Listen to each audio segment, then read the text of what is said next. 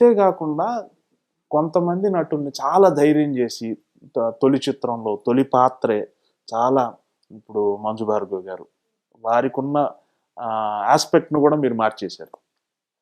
సర్వదమన్ బెనర్జీ లాంటి బెంగాలీ నటుడిని తీసుకురావటం, ఈ ప్రయోగాత్మక ధోరణి. సీతారామ శాస్త్రి గారు ఎక్కడో లెక్చరర్ గాను సమ్ ఉపాధ్యాయ వృత్తిలో ఉన్నవారు, జర్నలిస్ట్గా ఉండే వేటూరు సుందరరామూర్తి గారు తొలిసారి మీ సినిమాకి చేయటం, ఇది ఇంత ధైర్యం మీరు ఇందాక అన్నట్టు మిస్ఫైర్ అవుతుందేమోనని ఏమాత్రం ఆలోచించకుండా వేసి కరెక్ట్గా గురి చూసి టార్గెట్ కొట్టగలిగారు మీరు. ఇప్పుడు ఎలా అనిపిస్తుంది? ఇప్పుడు ఒక ఆర్టిస్ట్ని తీసుకోవాలంటే 100 ఆడిషన్లు చేసి, డెమో రీల్స్ చేసి, షో రీల్స్ చేసి, ఇలా జరుగుతున్న ఈ టైంలో మీరు ఎలా వాళ్ళలో ఉన్న ఆ విద్వత్తును, అంటే వాళ్ళలో ఉన్న ఆ సరస్వతి అంశం మీకు ఎలా కనపడింది? ఇంకొక ఎగ్జాంపుల్ చెప్పనా దీనికి? మీతో యాడ్ చేసినట్టే. మీలో ఏం చూసినా ఒప్పుకున్నాను. నా అదృష్టం అంతే, వేరే అంతే కదా. ఎందుకంటే మనిషి మాట్లాడేటప్పుడు వాళ్ళ యొక్క అప్రోచ్ ఎలా ఉంటుంది, వాడిది ఎట్లా చేయగలుగుతారు బహుశా అనేది ఏదో ఒకటి పనిచేస్తుంది మనకి. ఇప్పుడు చాలామంది వచ్చి ఉంటారు కానీ నా దగ్గరికి ఇలాగ యాడ్ చేయాలనో ఏదో. ఎందుకని ఒకళ్ళ మీద మనం ఆ నమ్మకం పెట్టుకుంటామంటే the impression that they create on their first meeting with us, then సబ్సిక్వెంట్గా వాళ్ళు డీల్ చేసే పద్ధతి కానీ, దాన్ని బట్టి మనం ఒక ఇంప్రెషన్ క్రియేట్ అయిపోతుంది. ఓకే, ఇతని మనం నమ్మచ్చు. వేటూరు సుందరరామూర్తి గారు ఎవరు? ఏదో ఫస్ట్ వాళ్ళ వేటూరు ప్రభాకర శాస్త్రి గారు అన్నగారు కొడుకు అనేది ఒక ట్యాగ్ ఉన్నా కూడా వాళ్ళెవరో గొప్పవాళ్ళు అయితే పండిత పుత్ర అనేటి కావచ్చు కదా.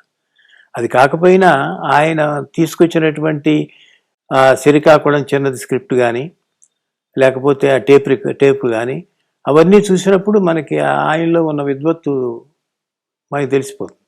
సో మనకేం కావాలో మనకు తెలుసు కాబట్టి అతనికి సినిమా ఎక్స్పీరియన్స్ లేకపోయినా పర్వాలేదు, మనం ఈ విషయం ఇలా చెప్పి సార్ దీన్ని ఇలా నాకు ఓ పాట కావాలి దీనికి అన్నప్పుడు, ఒకవేళ మనం దాంట్లో అంత మహానుభావుడిని ఎక్కడ కరెక్ట్ చేసినా ఈ చరణం కాదు ఇంకో రకంగా రాయాలన్నా కూడా ఆయన ఏమనుకోడు దీని గురించి అనుకుని తెలుసుకున్నప్పుడు మనం వాళ్ళని ఎంగేజ్ చేసుకోవడం జరుగుతుంది. సీతారామ శాస్త్రి కూడా అంతే.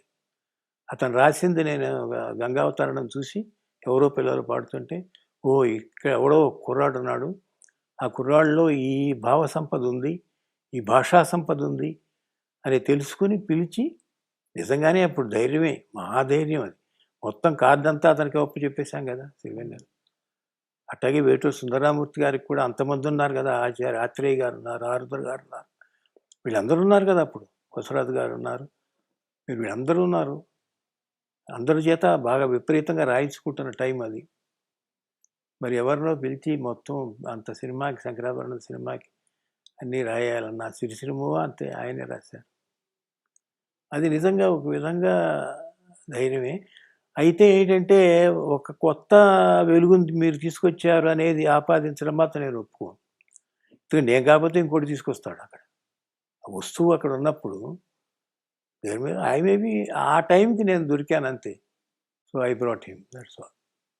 వాళ్ళలో విపరీతమైన సంపద.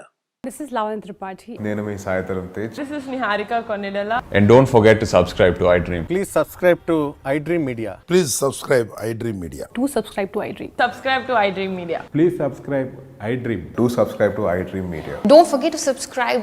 Click on the button below. Please do subscribe to iDream. Don't forget to subscribe to iDream. Please subscribe to iDream Media.